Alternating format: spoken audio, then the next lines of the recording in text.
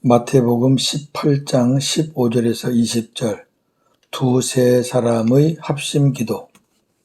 내 형제가 죄를 범하거든 가서 너와 그 사람과만 상대하여 권고하라. 만일 들으면 내가 내 형제를 얻은 것이요 만일 듣지 않거든 한두 사람을 데리고 가서 두세 증인의 입으로 말마다 확증하게 하라. 만일 그들의 말도 듣지 않거든 교회에 말하고 교회의 말도 듣지 않거든 이방인과 세리와 같이 여기라. 진실로 너희에게 이르노니 무엇이든지 너희가 땅에서 매면 하늘에서도 매일 것이요 무엇이든지 땅에서 풀면 하늘에서도 풀리리라.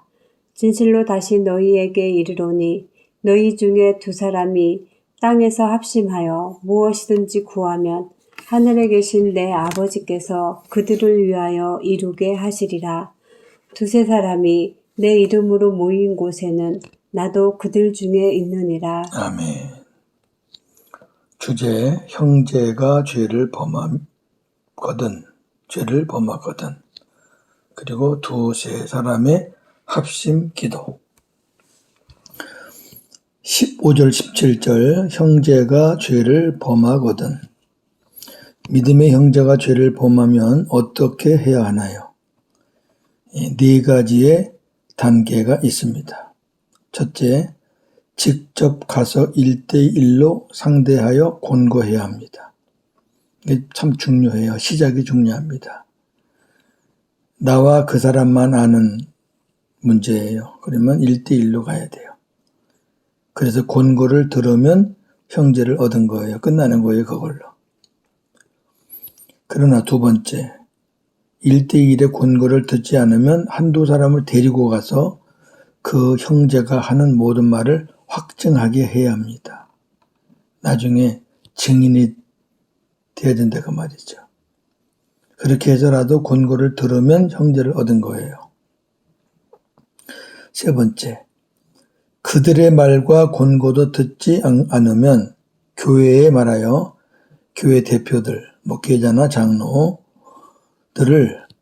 모시고 가서 재차 권고해야 합니다. 역시 권고를 들으면 형제를 얻은 거예요.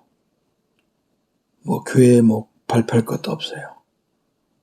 그러나 넷째, 교회의 말과 권고도 듣지 않으면, 지금 몇 번 안 들은 거예요? 3번 안 들은 거죠. 그러면 이방인과 세리처럼 여겨라. 그렇게 말씀하고 있습니다. 이방인과 세리처럼 여기라는 말은 원수와 죄인과 창녀처럼 여기고 교제하지 말라는 의미입니다. 서로 교제하지 말라는 거예요. 공동체와 모든 관계를 끊으라는 거예요. 좀 더 심하면 공동체에서 내보내라는 거예요. 이걸 우리가 출교라 그러죠. 자, 그럼 이방인과 세리처럼 여기라고 말한 그 의도가, 그 의미는 무엇일까? 이사야 62장 8절. 여호와께서 그 오른손 그 능력의 팔로 맹세하시되 내가 다시는 네 곡식을 네 원수들에게 양식으로 주지 아니하겠고 네가 수고하여 얻은 포도주를 이방인이 마시지 못하게 할 것이라. 아멘. 이방인은 하나님께서 어떠한 혜택도 안 주신다는 거죠. 이방인은 다른 나라 백성 말하는 거 아니에요. 다른 나라 백성이라도 하나님 믿으려고 하나님께로 돌아오는 사람은 다 하나님은 당신의 백성으로 인정했어요. 아멘. 여기 말하는 이방인은 하나님을 섬기지 않고 끝까지 잡신, 우상을 섬기는 사람을 가리키는 거죠. 고린도전서 10장 20절. 무릇 이방인이 제사하는 것은 귀신에게 하는 것이요 하나님께 제사하는 것이 아니니 나는 너희가 귀신과 교제하는 자가 되기를 원하지 아니하노라. 아멘. 역시 마찬가지죠. 하나님을 모르는 이방인들은 귀신을 섬기는 거죠. 사탄을 섬기는 거예요. 그런 사람들과 교제하지 않기를 원한다. 18절에서 20절 두세 사람의 합심 기도입니다. 땅에서 매면 하늘에서도 매이고 땅에서 풀면 하늘에서도 풀리리라. 이 말씀의 의미는 첫째, 하나님의 응답은 우리가 어떻게 하느냐에 따라서 역사하십니다. 땅에서 우리가 어떻게 하느냐에 따라서 하나님의 응답이 내려옵니다. 두 번째, 믿음의 형제가 범죄했을 때 최선을 다하여 돌아오게 하는 것이 하나님의 마음입니다. 그 최선을 다했잖아요. 아까 한 사람도 가고 몇 사람도 가고 또 교회 대표도 이건 최선을 다하는 거죠. 왜? 그게 주님의 마음이니까. 그렇다고 범죄한 형제가 돌아올 때까지 무작정 기다리라는 말은 아닙니다. 그래서 권징이 필요한 겁니다. 권징이 약이 될 때도 많습니다. 세 번째, 범죄한 형제를 얻으려고 하나님의 말씀대로 최선을 다했을 때 그 형제가 듣고 돌아오면 받아주고 그 형제가 듣지 않으면 모든 관계를 끊어야 합니다. 이때 개인의 감정이나 인정이 앞서서 하나님 말씀에 불순종하면 안 됩니다. 끝까지 못 끊어가지고 나중에 그로 인해서 공동체가 어려워지는 경우가 너무나 많습니다. 또 너무 쉽게 끊어가지고 상처를 주는 경우도 많습니다. 여하튼 하나님 말씀대로 오늘 우리 주님이 아주 예를 들어서 정확하게 세심하게 말씀하셨으니까 그 주님의 마음을 잘 아시면 우리가 실수하지 않을 수 있습니다. 우리가 무슨 일을 하든지 중요한 건 하나님 말씀에 순종해야 됩니다. 그래야 하나님이 응답하시기 때문에 그렇습니다. 네 번째, 사랑의 주님께서 이와 같이 단호하게 말씀하시는 이유는 하나님은 사랑의 하나님이잖아요. 그런데 왜 이렇게 단호하게 말씀하실까?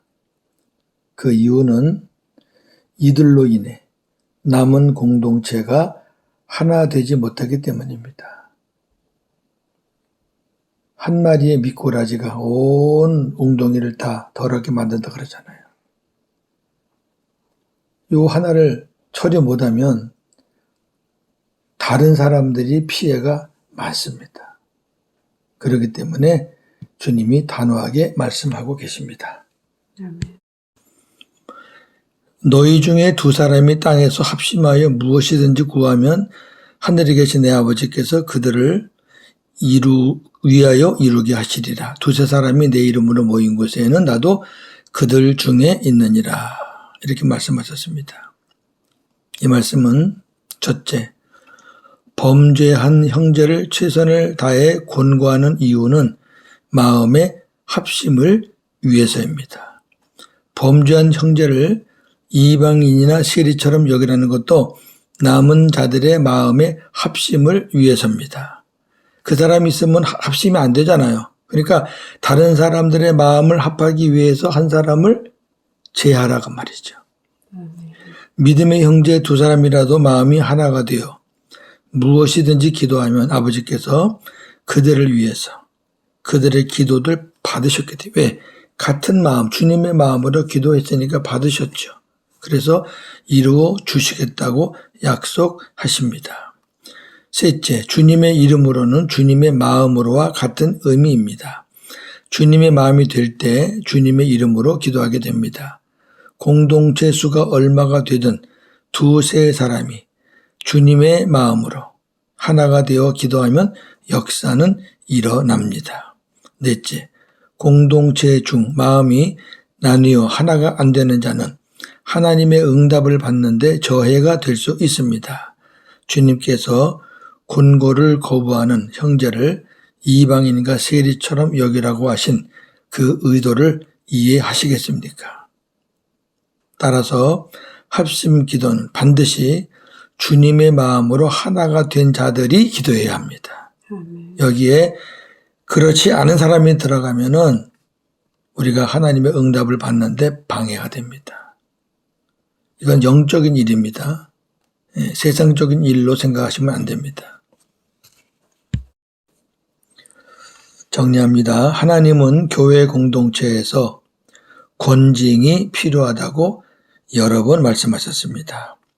자, 로마서 16장 17, 18. 형제들아, 내가 너희를 권하노니 너희가 배운 교훈을 거슬러 분쟁을 일으키거나 거치게 하는 자들을 살피고 그들에게서 떠나라. 이 같은 자들은 우리 주 그리스도를 섬기지 아니하고 다만 자기들의 배만 섬기나니 교활한 말과 아첨하는 말로 순진한 자들의 마음을 미혹하느니라. 아멘. 떠나라. 떠나라. 고린도전서 5장 12, 13. 밖에 있는 사람들을 판단하는 것이야 내게 무슨 상관이 있으리오마는 교회 안에 있는 사람들이야 너희가 판단하지 아니하랴.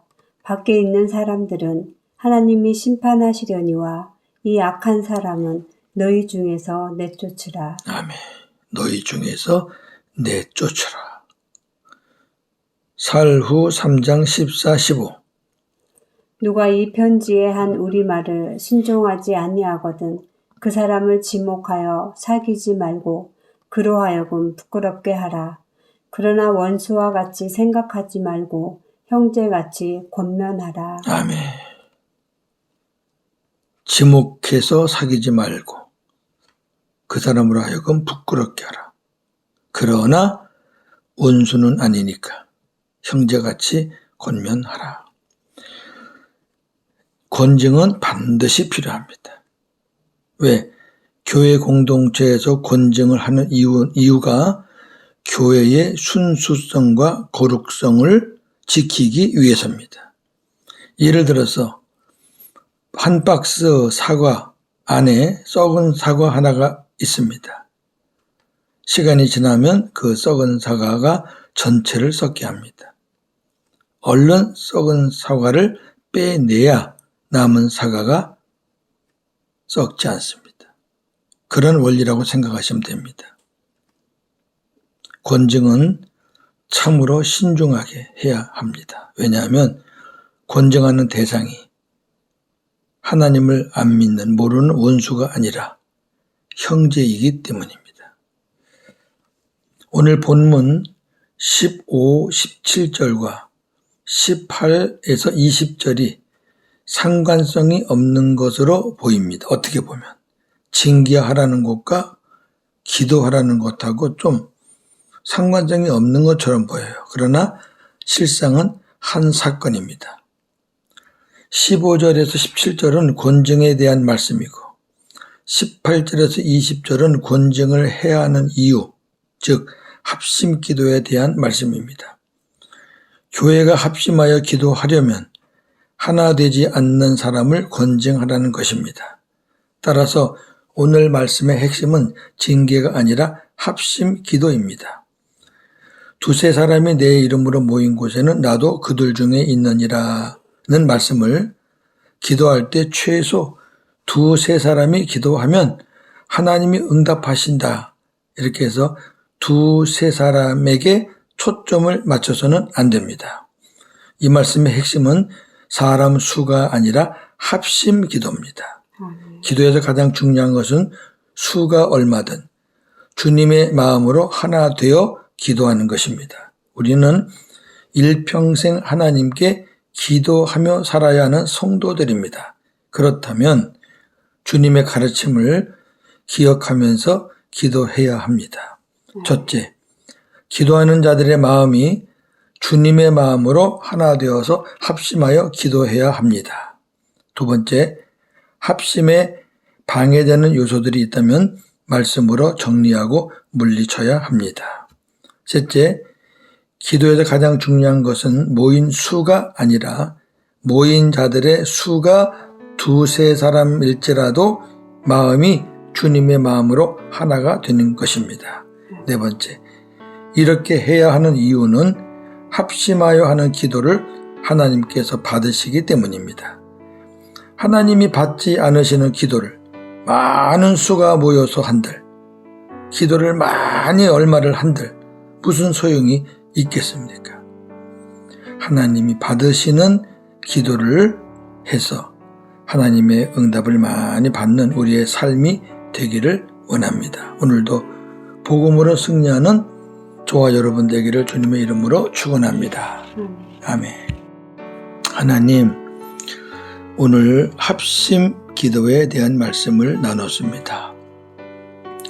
합심 기도를 말씀하시기 전에 하나님이 권징에 대한 필요성을 말씀을 하셨습니다. 그 이유는 교회가 하나 되지 못했을 때 하는 기도는 하나님이 받지 않으신다는 것입니다. 교회의 구성원들이 마음이 갈래갈래 찢어진 상태에서 기도한들 무슨 기도가 되겠습니까? 하나님이 어떤 기도를 받으시겠습니까? 이미 갈라진 마음, 주님과 멀어진 마음인데, 그래서 한 마음으로 기도한 그 숫자가 2명도 좋고 3명도 좋다는 것은 그만큼 하나님이 원하는 것은 수가 아니라 주님의 마음으로 하나 된다는 것이 중요하다는 것을 우리에게 말씀해 주셨습니다. 그렇습니다. 하나님, 우리 가족이 기도한다 할지라도 중요한 것은 모두가 다 구성원들이 주님의 마음으로 하나가 되었느냐, 주님이 원하시는 그런 기쁜 기도를 할 수 있느냐. 그렇게 할 때 우리가 기도의 응답을 받는 역사가 일어난다고 주님 약속하셨습니다. 우리가 이 땅에서 매면 하늘에서도 매이고, 우리가 이 땅에서 풀면 하늘에서도 풀린다 그랬습니다. 우리가 주님의 말씀에 불순종하면 하나님의 응답은 없고, 우리가 어떠한 어려움이 있더라도 주님 말씀에 순종할 때 하나님의 응답이 있다는 말씀이 아니겠습니까? 우리가 많은 수가 모여서 기도한들, 또 오랫동안 하루에 몇 차례 기도한들, 오늘 주님이 말씀하신 그 기도 원리에 어긋난다면 다 허사가 아니겠습니까? 주님이 기뻐하는 기도로 승리하는 우리 모두가 되기를 소망합니다. 오늘도 복음으로 승리하는 하루가 되게 하여 주시옵소서. 예수님의 이름으로 기도하옵나이다. 아멘.